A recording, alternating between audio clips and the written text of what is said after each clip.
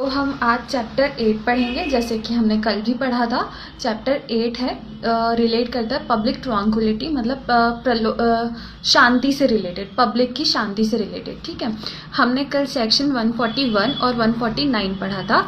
ठीक है, जो अनलॉफुल असेंबली से डील करता था। और अनलॉफुल असेंबली किससे रिलेट करती है कि उसमें कॉमन इंग्रेडिएंट क्या है, वो है कॉमन ऑब्जेक्ट। तो वो हमने पढ़ा था 149 में, कॉमन ऑब्जेक्ट। ओके, तो आज मैं आपको पहले थोड़ा सा 141 रिवाइज करवा देती हूँ। हो सकता है कल किसी ने क्लास अटेंड नहीं की हो, तो इंट्रोडक्शन थोड़ा मैं आपको दे देती हूँ 141 क्या कहता है का। उसके बाद हम 142 से 145 तक पढ़ेंगे। फिर 145 जो है वो 2 सेक्शन से रिलेट करता है। 145 जो है वो 2 सेक्शन से रिलेट करता है। उसके साथ हम पढ़ेंगे 151, क्योंकि वो उसके साथ डील करता है। 151 और 188 हम सिर्फ थोड़ा सा पढ़ेंगे, क्योंकि वो हम बाद में एज एन अच्छे से एक्सप्लेनेशन पढ़ेंगे पूरा। अभी मैं आपको थोड़ा सा बता दूंगी 188 क्या कहता है। ओके, पहले हम आज अनलॉफुल असेंबली से स्टार्ट करते हैं। 141 क्या कहता है का। पहले 141 क्या होता है, अनलॉफुल असेंबली। इसकी हिंदी होती है विधि विरुद्ध जमाव। ओके, विधि विरुद्ध जमाव क्या कहता है, ये 5 चीज़ों से रिलेट करता है। मतलब पहले तो ये बताता है कि अनलॉफुल असेंबली में 5 लोग होते हैं, और उन 5 लोग को एक असेंबली बनाते हैं जिसका कॉमन ऑब्जेक्ट होता है। 5 लोग होते हैं अनलॉफुल असेंबली में, उन सभी का कॉमन ऑब्जेक्ट होता है। और वो कॉमन ऑब्जेक्ट क्या होता है, वो इसमें नीचे 5 क्लॉजेस बताए गए हैं एज एन बैरिक लैंग्वेज में। वो 5 ऑब्जेक्ट अगर होते हैं, मतलब वो 5 क्लॉजेस से जो बताए गए हैं, वो अगर रिलेट कर रहे हैं किसी भी चीज़ से, तो वो मतलब किसी भी ग्रुप ऑफ पीपल से 5 या 5 से अधिक लोग खड़े हैं, और उनका इंटेंशन जो है, वो चीज़ें जो हम 5 चीज़ें पढ़ेंगे अभी मैं आपको 5 क्लॉजेस में बताऊंगी, अगर उससे रिलेट कर रहे हैं तो वो चीज़ क्या कहलाती है, अनलॉफुल असेंबली। और वो अनलॉफुल असेंबली क्या है, पनिशेबल। Got it.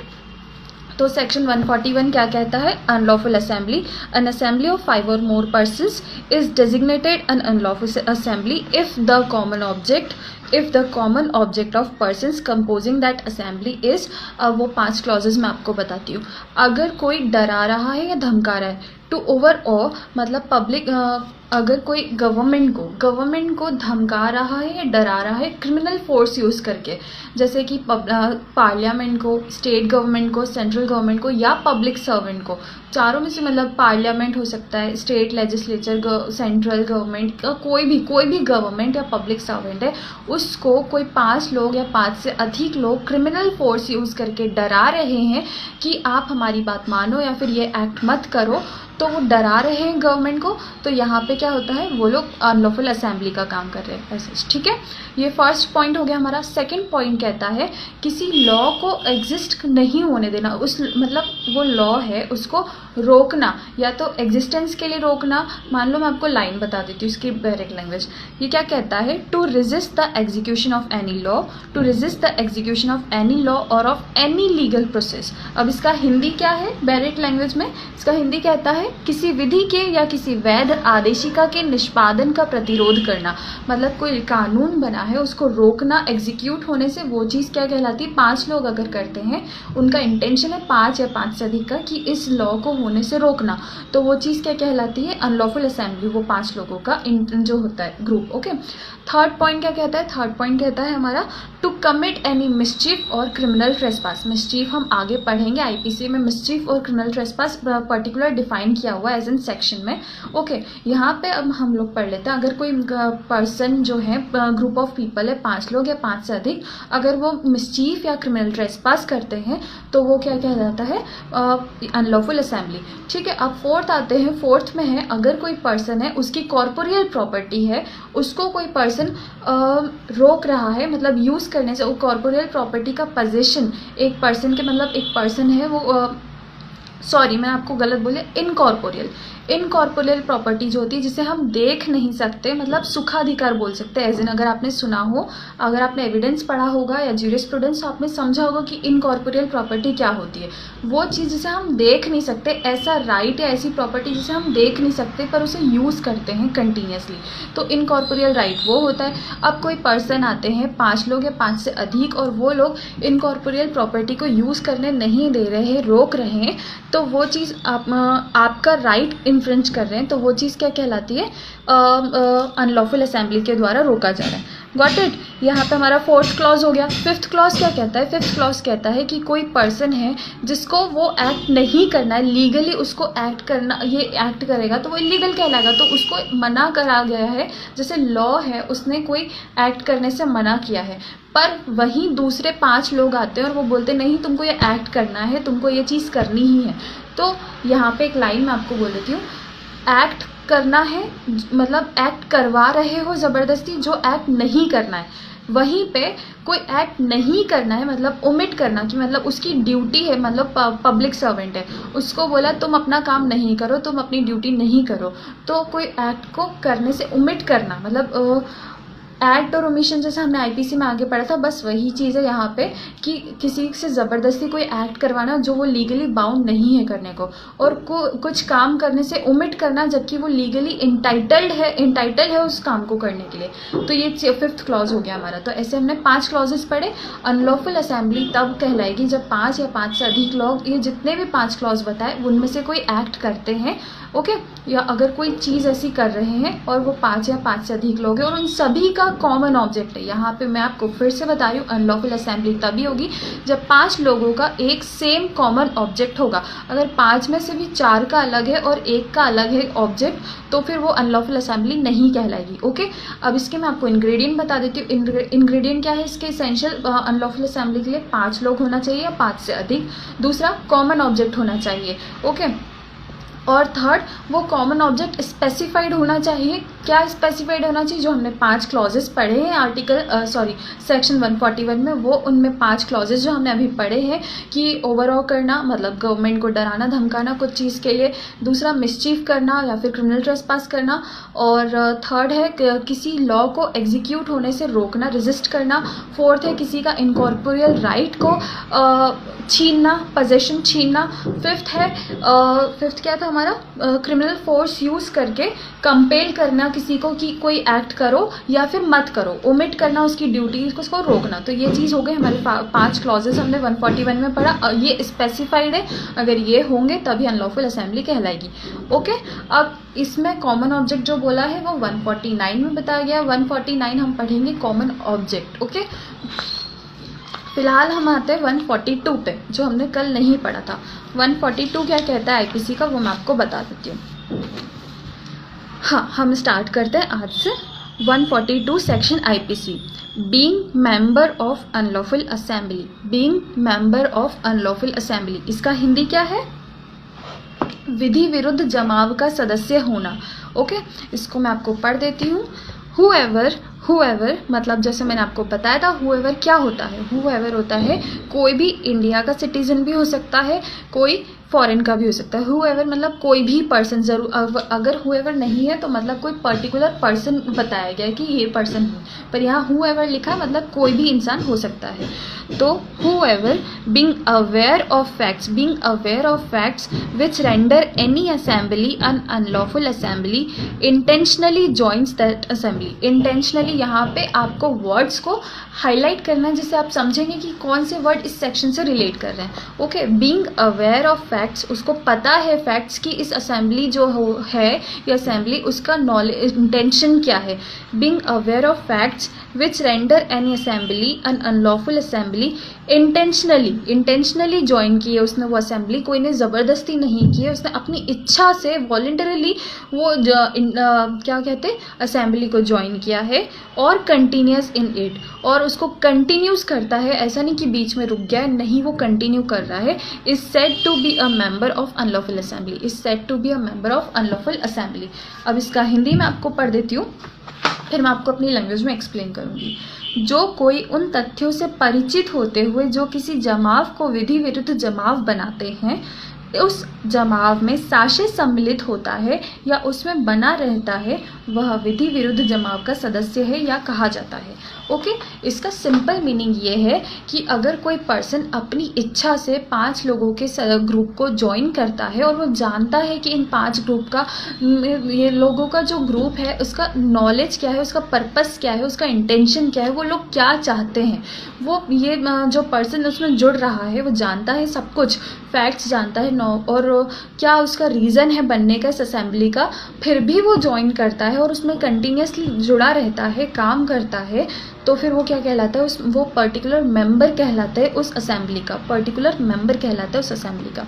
देखो ये लाइन कहती है not merely because of his presence, because of physical presence. देखो फिर से, a member is deemed to continue in the unlawful assembly not merely because of physical presence but such presence must also accompany the mental element regarding the knowledge about the common object of that assembly।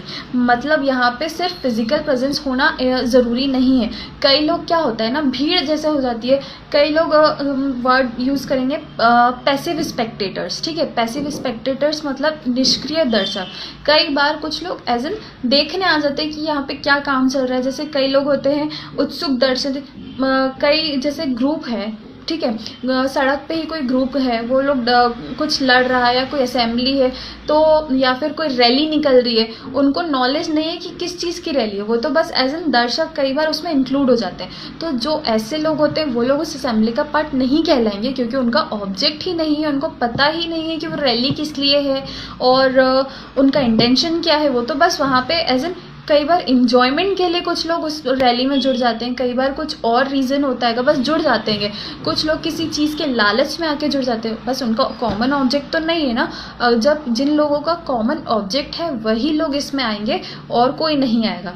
Got it. तो अब क्या कह रहा है ये, physical presence होना matter नहीं करता, मेंटली प्रेजेंट होना ज़रूरी है।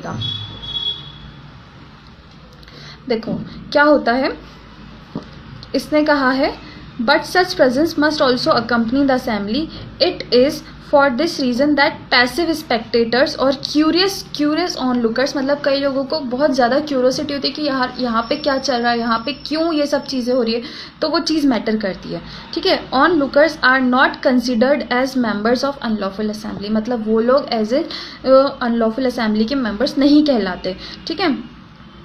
their presence in such assembly because they do not share the common object, of the members of that assembly, ठीक है। सिर्फ एक रिक्वायरमेंट क्या है, देखो, the only requirement for prosecution is that the members must have shared common object। जो members है उस unlawful assembly के, उन लोगों ने common object को share किया हो, वो चीज़ important है, okay, which makes the assembly of persons as an unlawful assembly। It is also immaterial whether the common object of an unlawful assembly transfers into action or it is foiled or rendered a failure for any reason। देखो अब इसका आपको case बताती हूँ तो आपको और समझ आ जाएगा अच्छे से।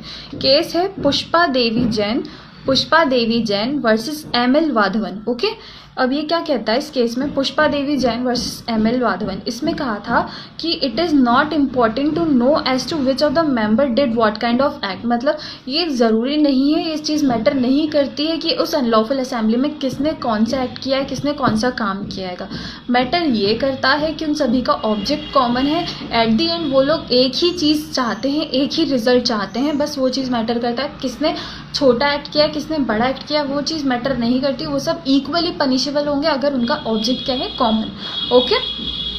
तो यहाँ पे हमारा सेक्शन 142 होता है ख़त्म। अब हम आते हैं सेक्शन 143 पे। 143 क्या बताता है, पनिशमेंट। 143 में पनिशमेंट बताई गई है unlawful assembly. Whoever is a member of an unlawful assembly shall be punished with imprisonment of either description। either description मतलब कोई भी, सिंपल या rigorous, okay, for a term which may extend to 6 months और with fine और with both, मतलब 6 महीने तक की सज़ा मिल सकती है, उसके साथ फाइन। Got it. इसका हिंदी में आपको बता देती हूँ। सेक्शन 143 बोलता है पनिशमेंट। पनिशमेंट का हिंदी है दंड।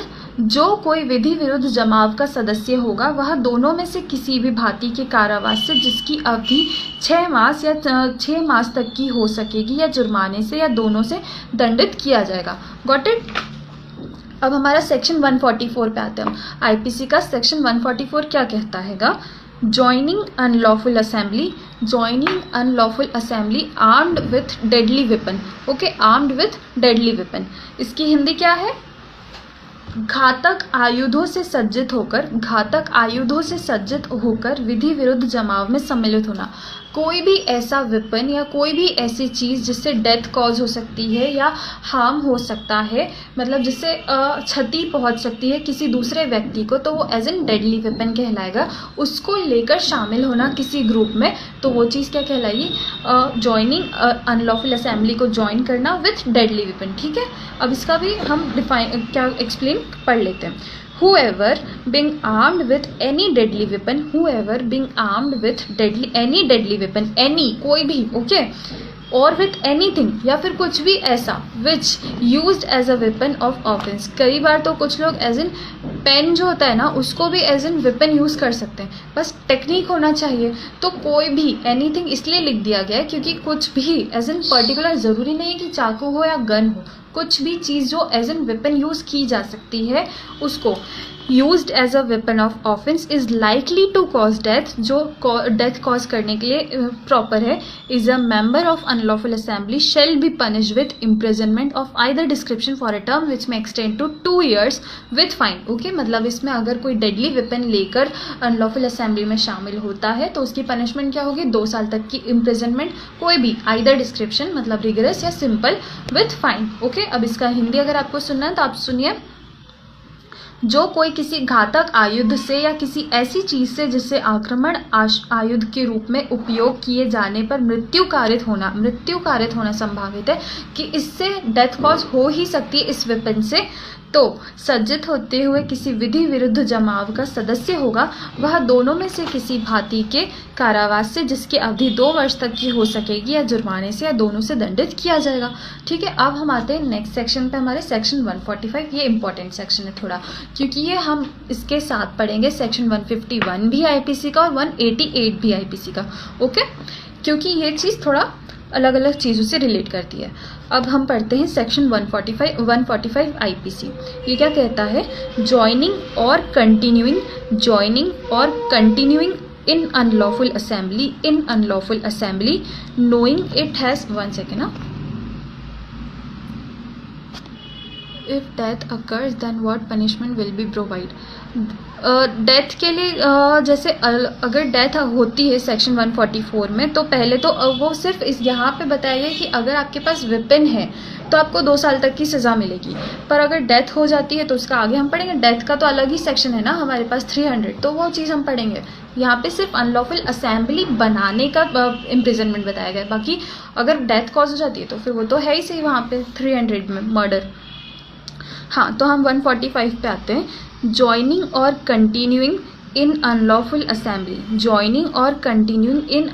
Assembly knowing it has been commanded to disperse. इसका मीनिंग है कोई ऐसी असेंबली को ज्वाइन करना जिसमें पता है कि उसको कमांड कर दिया गया है, मतलब अथॉरिटीज़ जो है उन्होंने कहा है कि आप इसको बंद कर दो, रोक दो, डिस्पर्स यानी ख़त्म कर दो, फिर भी आप उसको ज्वाइन कर रहे हो और उसमें जा रहे हो और आप शामिल हो रहे हो अनलॉफुल असेंबली में, तो वो चीज़ क्या होगी, 145 ये है। ओके, अनलॉफुल असेंबली को कमांड कर दिया गया। अच्छा, कमांड काय में दी गई है वो बताया गया सेक्शन 129 से 132 सीआरपीसी में। सीआरपीसी जब आप पढ़ेंगे तो उसमें कमांड किया गया कि मतलब एज एन बताया गया पूरे प्रोसीजर कि कैसे कोई अनलॉफुल असेंबली को कोई पब्लिक सर्वेंट जो होते हैं, मान लो पुलिस ऑफिसर्स, वो लोग अनलॉफुल असेंबली को बंद करने को ऑर्डर करते हैं, तो उसका जो प्रोसीजर है वो सीआरपीसी में सेक्शन 129 से 132 में बताया गया है।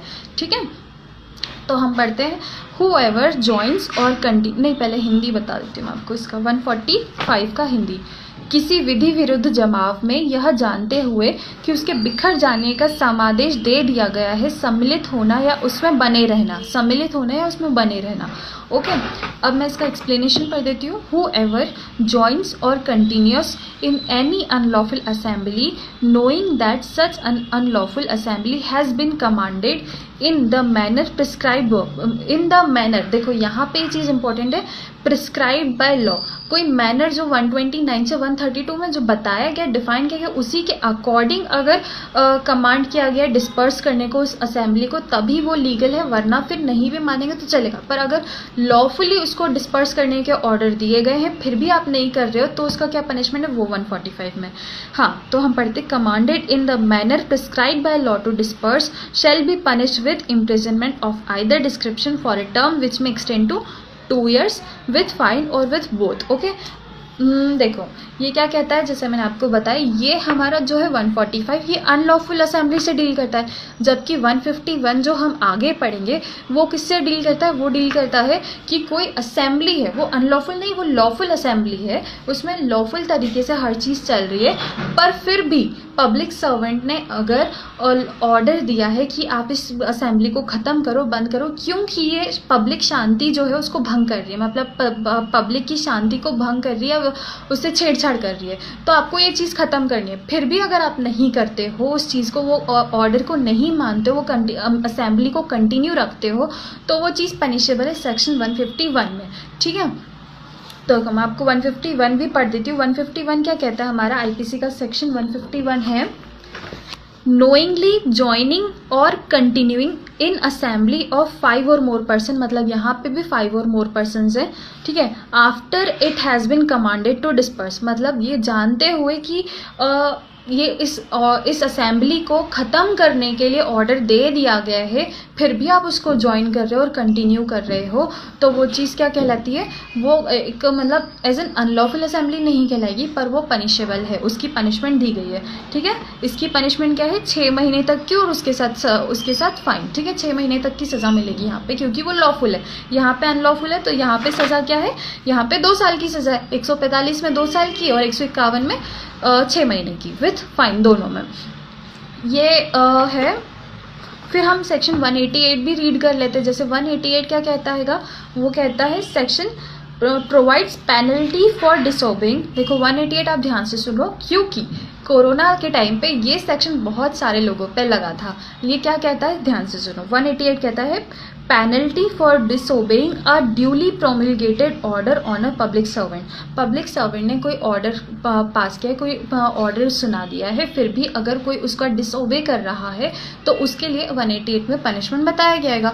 ठीक है, ये इसमें 1 मंथ से सज़ा स्टार्ट होती है, फिर वो हम आगे पूरा डिफाइन किया हुआ पढ़ेंगे। बस यहाँ पे ये सुन लो, 188 जो है वो हमें हमेशा 145 जो हम अभी पढ़ रहे हैं आईपीसी का, उसके साथ पढ़ना है, और उसमें ये बताया गया कि पब्लिक सर्वेंट अगर कोई ऑर्डर दे रहा है और कोई उसका डिसोबे कर रहा है तो वो पनिशेबल है 188 में।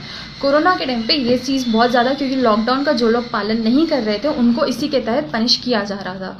ओके, तो हम 145 पढ़ लिए, 151 पढ़ लिए और 188 पढ़ लिए। 145 में यही कहा था कि it is a serious disobedience which may cause breach of peace, मतलब ये अगर शांति को भंग कर रहा है तो ये डिसोबीडियंस है, सीरियस डिसोबीडियंस है। Okay, the essence of the offence, देखो जगमोहन का केस पढ़ लेते हैं हम, तो आपको समझ आ जाएगा। Jagmohan versus state of Orissa, इसमें क्या कहा था, public meeting was going on in order to discuss the arrest of some of the railway employees, मतलब कुछ रेलवे एम्प्लॉयज़ थे, उनको अरेस्ट करना था। Okay, who were on strike in this meeting, जो कुछ रेलवे के पीपल थे, जो वर्कर्स थे, वो लोग स्ट्राइक पे थे। ठीक है, in this meeting 2 of the speaker incited the police to revolt against the government, why speaker merely appeal to the, जो स्पीकर थे वहाँ पे 2 स्पीकर थे, उन्होंने बोल दिया कि हमें पुलिस के अगेंस्ट खड़े होना चाहिए, हमें आवाज़ उठानी चाहिए। अब उन दोनों ने आवाज़ क्रिएट कर दी, तो कई लोग शामिल हो गए उनके साथ, उन 2 के साथ। यहाँ पे अब असेंबली बन गई, पर वो स्ट्राइक कर रहे थे और लीगल तरीके से कर रहे थे, तो यहाँ पे 145 नहीं लगेगा उन पे, क्योंकि उनकी असेंबली अनलॉफुल नहीं थी, यहाँ पे उनकी असेंबली थी लॉफुल, इसलिए उनको 155 के तहत पनिश किया जाएगा। और क्योंकि इसलिए पनिश किया जाएगा क्योंकि उनको पब्लिक सर्वेंट यानी पुलिस ने कहा था कि जल्द से जल्द इसको ख़त्म करो, इस असेंबली को रोको और यहाँ से जाओ, ख़त्म करो, पर उन्होंने नहीं किया, वो स्ट्राइक पे अड़े रहे, तो यहाँ पे उनके ऊपर 151 लगेगा, ना कि 145। ओके, यहाँ पे हमारा केस भी होता है ख़त्म। अब हम आते हैं सेक्शन 149 पे। जैसे कि मैंने आपको कल भी 149 पढ़ा दिया था, फिर भी हम पढ़ लेते हैं। मैं 145 के बाद डायरेक्ट 149 पे क्यों आ रही हूँ, क्योंकि मैंने आपको कल भी बताया था कि 149 के सेक्शंस कौन कौन से हैं, मतलब सॉरी अनलॉफुल असेंबली के कौन कौन से सेक्शन है। अनलॉफुल असेंबली के क्या क्या सेक्शन थे, 141 से 145 तक, फिर 149 से 151 तक, 151 भी हम पढ़ चुके हैं, और उसके बाद 157 और 158। तो हम पहले अनलॉफुल असेंबली कंप्लीट करते हैं, उसके बाद हम आएंगे रायोटिंग पे। ठीक है, यानी कि बलवा। उसके बाद हम आएंगे पर्टिकुलर किसी क्लास के रिलेटेड सेक्शन से, और उसके बाद हम आएंगे दंगे एफरे पे। ठीक है, तो ऐसे पर्टिकुलर हम टॉपिक वाइज पढ़ेंगे तो आपको इजीली समझ आएगा। अगर मैं कंटिन्यूसली सेक्शन आपको पढ़ाऊंगी तो आप कंफ्यूज हो सकते हैं बाद में। इससे बेटर है कि हम पहले अनलॉफुल असेंबली कंप्लीट करते हैं। ठीक है, 141 से 145 हो गया है। अब मैं आपको 149 बताती हूँ। 149 क्या है? ये बताता है कॉमन ऑब्जेक्ट। ओके, जैसे मैं आपको बताया था कि हर अनलॉफुल असेंबली के लिए कॉमन ऑब्जेक्ट होना ज़रूरी है। तो वो कॉमन ऑब्जेक्ट कहाँ है? वो है 149 में। अब ये है every member of unlawful assembly guilty of offence committed in prosecution of common object. मतलब फिर से, every member of unlawful assembly guilty of offence, जो भी मेंबर है अनलॉफुल असेंबली में वो किस ऑफेंस का गिल्टी होगा? Guilty of offence committed in prosecution of common object. Okay, इसका हिंदी क्या है हमारा 149 का, वो मैं पढ़ देती हूँ आपको। विधि विरुद्ध जमाव का हर सदस्य, विधि विरुद्ध जमाव का हर सदस्य सामान्य उद्देश्य को अग्रसर करने में किए गए अपराध का दोषी। जैसे मैं आपको कल भी पढ़ाया था, फिर से मैं आपको बताती हूँ। इसको हम 2 पार्टीशन में पढ़ते हैं। अगर हम 2 पार्टीशन में पढ़ेंगे तो आपको ये याद भी होगा और इजीली समझ आएगा। ये क्या कहता है? फर्स्ट पार्ट कहता है हमारा, the first part holds every member of unlawful assembly guilty of any offence which has been committed by any member of that assembly in prosecution of the common object of the assembly। सभी को equally punish किया जाएगा उस assembly के, अगर उन सभी का ऑब्जेक्ट क्या है? कॉमन। जैसे हमने आगे पढ़ा था, कुछ जनता भी होती है कई बार जो सिर्फ देखने के लिए या एज एन दर्शक उस असेंबली में शामिल हो जाती है। उनको नॉलेज नहीं होता कि उसका ऑब्जेक्ट क्या है उस असेंबली का, फिर भी वो उसमें इंक्लूड हो जाते हैं एज एन दर्शक, तो वो लोग उस असेंबली का पार्ट नहीं कहलाएंगे। ठीक है, तो यहाँ पे एवरी मेंबर मतलब हर इंसान जो जिसका कॉमन ऑब्जेक्ट है उस असेंबली का, वो इक्वली पनिशेबल होगा, भले उसने कोई भी एक्ट किया हो, चाहे छोटा एक्ट किया हो या बड़ा। अगर उसका at the end same object है तो वो पनिशेबल होगा इसमें। ठीक है, सेकेंड पार्ट क्या कहता है? every member of an unlawful assembly guilty of any offence which the members knew likely to be committed in prosecution of common object of the assembly। अगर उनको नॉलेज है, मतलब लाइकली टू नॉलेज, मतलब उनको intention भी पता है, knowledge भी पता है उस असेंबली का, फिर भी वो अपनी इच्छा से शामिल हो रहे हैं, तो वो सेकंड चीज़ में बताई गई है। ठीक है, मैं आपको इसका पर्टिकुलर पूरा हिंदी में बता देती हूँ, पूरा एक्सप्लेन कर देती हूँ डायरेक्ट लैंग्वेज 149 की। ठीक है, यदि विधि विरुद्ध जमाव के किसी सदस्य द्वारा उस जमाव के सामान्य उद्देश्य को अग्रसर करने में अपराध किया जाता है या कोई ऐसा अपराध किया जाता है जिसका किया जाना उस जमाव के सदस्य उस उद्देश्य को अग्रसर करने में संभाव्य जानते थे, तो हर व्यक्ति जो उस अपराध के किए जाने के समय उस जमाव का सदस्य है उसका अपराध का दोषी होगा। जो हर व्यक्ति पनिशेबल होगा जो उस असेंबली में था उस ऑफेंस होने के टाइम पे, और उसका ऑब्जेक्ट एट द एंड वही था। Got it? तो ये हमारा 149 भी होता है ख़त्म। सिर्फ इसके इंग्रेडिएंट्स आप सुन लो। ये है commission of an offence by any member, मतलब देखो इसके 2 इंग्रेडिएंट है वो आपको बता देती हूँ। Commission of an offence by any member of an unlawful assembly. ठीक है, कमिट होना मतलब कोई भी अनलॉफुल असेंबली का कोई भी पर्सन जो एक्ट कर रहा है, कमीशन करना मतलब कमिट कर रहा है ऑफेंस। ठीक है, तो वो चीज़। दूसरा, such offence must have been committed in prosecution of the common object of the assembly और must be such as the members of the assembly knew to be likely to be committed. मतलब वो जानता है कि अगर वो ऐसा act करेगा तो उसका रिजल्ट क्या निकलेगा, कॉन्सिक्वेंस क्या निकलेंगे। तो ये 2 इंग्रेडिएंट है सेक्शन 149 के। अब हम आते हैं सेक्शन 150 पे। आईपीसी का सेक्शन 150 क्या डील करता है? मैं आपको इसका पूरा एक्सप्लेन नहीं कर रही हूँ, रिवीजन या फिर केस लॉस नहीं बता रही हूँ, क्योंकि कल की क्लास में हमने 141 और 149 बहुत अच्छे से एक्सप्लेन किया था। पूरा क्लास इन 2 सेक्शन में ही हुई थी, तो आपको थोड़ा सा इसलिए बता दूँ कि जो लोग नहीं इंक्लूड हुए थे उनको थोड़ा सा समझ आ जाए। ठीक है, अब इसलिए मैं जल्दी से 150 पे आ गई हूँ। अगर आपको 149 और अच्छे से समझना है और 141 भी बहुत अच्छे से समझना है तो आप कल लास्ट क्लास की वीडियो देख सकते हैं। Got it? तो अब हम आते हैं सेक्शन 150 पे आईपीसी का। आईपीसी का सेक्शन 150 क्या कहता है? हायरिंग और कन्वीनिंग, हायरिंग और convening at hiring of person to join unlawful assembly. अब इसका हिंदी क्या है? विधि विरुद्ध जमाव में सम्मिलित करने के लिए व्यक्तियों का भाड़े पर लेना या भाड़े पर लेने के प्रति मौनानुकूलता। इजीली समझ आया होगा। अगर कोई पर्सन है वो अनलॉफुल असेंबली में शामिल होने के लिए लोगों को कह रहा है कि तुम आओ इसमें शामिल हो, उसके लिए उसको भाड़े पे रख रहा है लोगों को कि तुम आओ इस असेंबली में जुड़ो, तो वो पर्सन पनिशेबल होगा। उसकी पनिशमेंट क्या होगी? उसकी पनिशमेंट होगी, देखो हम पढ़ लेते हैं। हुएवर मतलब कोई भी, हायर्स और एंगेजेस और एम्प्लॉयज और प्रमोट्स और convince at the hiring, engagement or employment of any person to join or become a member of any unlawful assembly shall be punishable as a member of such unlawful assembly, and for any offence which may be committed by any such person as a member of such unlawful assembly in pursuance of such hiring, engagement or employment in the same manner as if he had been a member of such unlawful assembly और himself had committed such offence.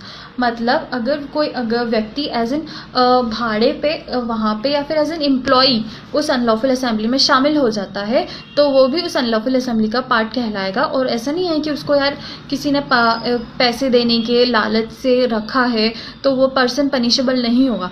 Obviously वो unlawful assembly में शामिल हुआ है भले किसी भी चीज़ के कारण, और उसको नॉलेज था कि उसका ये अनलॉफुल असेंबली का रीज़न क्या है, इंटेंशन क्या है, ऑब्जेक्ट क्या है, फिर भी वो शामिल हुआ है, तब उसको भी उसका पार्ट माना जाएगा और उसको पनिश किया जाएगा एज एन अनलॉफुल असेंबली की तरह। ठीक है, अब हम आते हैं सेक्शन 151 पे। जैसे हमने आगे पढ़ा था 151, नोइंगली ज्वाइनिंग और कंटिन्यूइंग इन असेंबली, यहाँ पे असेंबली बोला है, अनलॉफुल नहीं बोला, of 5 or more persons after it has been commanded to disperse। मतलब अगर कमांड दे दी गई है सेक्शन 129 से 132 CRPC के तहत कमांड कर दिया गया है कि आप इस असेंबली को ख़त्म कर दो, फिर भी अगर आप कंटिन्यू कर रहे हो, ज्वाइन कर रहे हो, उस असेंबली को चला रहे हो, तो वो चीज़ क्या है, वो 151 में पनिशेबल है। ठीक है, हम इसको पढ़ लेते हैं। ये कहता है, इसका हिंदी सुन लो आप पहले 151 का। 5 या अधिक व्यक्तियों के जमाव को बिखर जाने का समादेश दिए जाने के पश्चात उसमें जानते हुए सम्मिलित होना या बने रहना। ठीक है, ये सुनो आप। whoever knowingly joins or continues in any assembly of 5 or more persons likely to cause a disturbance okay, a disturbance of the public peace। इसका मेन जो है वो यही लाइन है कि पब्लिक पीस डिस्टर्ब हो रहेगा, मतलब पब्लिक की शांति डिस्टर्ब हो रही है वो असेंबली के कारण। ठीक है, तो after such assembly has been lawfully command कर दिया गया है to disperse shall be punished with imprisonment of either description for a term which may extend to 6 months with fine or with both। okay, इसका explanation पढ़ो आप। explanation, if the assembly is an unlawful assembly within the meaning of section 141, अगर वो assembly section 141 के में जो 5 चीज़ें बताई गई है, अगर कोई assembly है जो 5 चीज़ों से relate करती है जो 141 में बताया गया है, तो वो पनिशेबल होगी सेक्शन 145 में। मतलब वही है, ये एक्सप्लेनेशन सिंपल कह रहा है कि अगर अनलॉफुल असेंबली है तो वो पनिशेबल होगी सेक्शन 145 में। पर ये यहाँ पे 151 जो है वो अनलॉफुल असेंबली से डील नहीं करता, वो डील करता है लॉफुल असेंबली से। ओके, बस इसलिए ये प्रॉब्लम दे रहा है, बस इसलिए ये पनिशेबल है क्योंकि ये क्या कर रहा है, ये पब्लिक की शांति को भंग कर रहा है। ठीक है, इसका एक केस सुना, काम्पे गौड़ा वर्सेस स्टेट। अब ये क्या कहता है, a peaceful group of persons was cutting crop. मतलब क्या हुआ था, एक ग्रुप था शांति से अपने खेतों में क्रॉप कर रहा था, वो खेत थे, खेतों में कटिंग कर रहा था। पर वहीं पे उसका राइवल ग्रुप था और उसने कहा कि तुम ये मत करो। अब यहाँ पे युद्ध क्या, लड़ाई जैसी स्थिति पैदा हुई क्योंकि एक बोल रहे तुम मत करो, ये खेतों की सफाई वगैरह मत करो, पर अब वो तो शांतिपूर्वक कर रहे थे।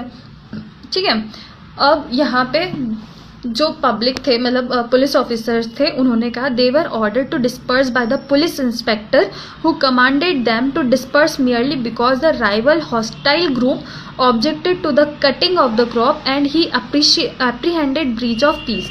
मतलब पुलिस ऑफिसर ने कहा इससे शांति भंग हो रही है, तो आप ये जो क्रॉपिंग का काम कर रहे हो, जो खेत की सफाई कर रहे हो, वो आप मत करो। ठीक है, उन्होंने ऑर्डर दे दिया, फिर भी the persons cutting the crop refuse to disperse for which they were booked under section 151। तो इसलिए उनको 151 के तहत पनिशेबल करा गया, क्योंकि उन्होंने ऑर्डर नहीं माना।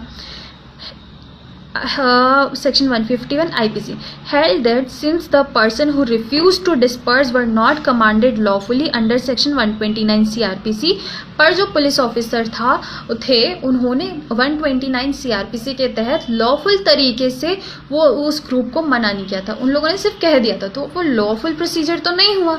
ठीक है, अगर लॉफुल प्रोसीजर होता तो IPC के तहत वो लोग पनिशेबल होते, पर यहाँ पे उसने कहा है कोर्ट ने कि जो who refused to disperse not be convicted under section 151 IPC, क्योंकि the court held that in order to show that the assembly which was lawful had been lawfully commanded to disperse, मतलब lawfully command होना था, पर वहाँ पे वो lawfully command नहीं था, इसलिए यहाँ पे वो punishable नहीं होंगे। 151 के इंग्रेडिएंट सुनो आप, 6 इंग्रेडिएंट है, 6 एसेंशियल है जो इंपॉर्टेंट है 151 के लिए। ये कहता है that there was a lawful assembly of 5 और मोर पर्सन, मतलब 5 या 5 से अधिक की असेंबली होनी चाहिए। Such assembly was likely to cause disturbance of public peace, मतलब पब्लिक शांति भंग हो रही हो। एक सेकेंड,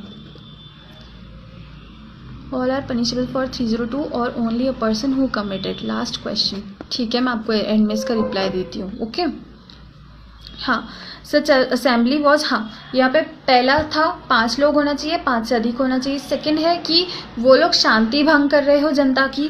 थर्ड है उनको कमांड दी गई हो कि आप ये असेंबली ख़त्म कर दो, डिस्पर्स कर दो। ये थर्ड इंपॉर्टेंट हो गया, मतलब अगर किसी अथॉरिटी ने बोला ही नहीं है, कमांड ही नहीं है, तो फिर क्या मतलब है। अगर किसी ने कमांड दिया है, ऑर्डर दिया है कि आप इस असेंबली को ख़त्म करो और वो नहीं मान रहे, तब ये 151 अप्लाई होगा।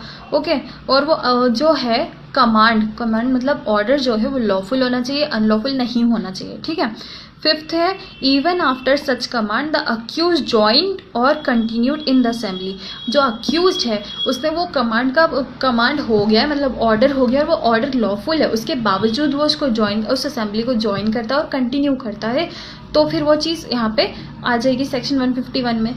That the accused did so knowingly or deliberately, मतलब अपनी इच्छा से, ना कि किसी की ज़बरदस्ती के कारण, अपनी इच्छा से वो उस ग्रुप में शामिल होता है, उस असेंबली में शामिल होता है और वो काम करता है। यहाँ पे हमारा 151 भी होता है ख़त्म। अब हम कल से 157 और 158 पढ़ेंगे तो हमारा अनलॉफुल असेंबली हो जाएगा ख़त्म। ओके।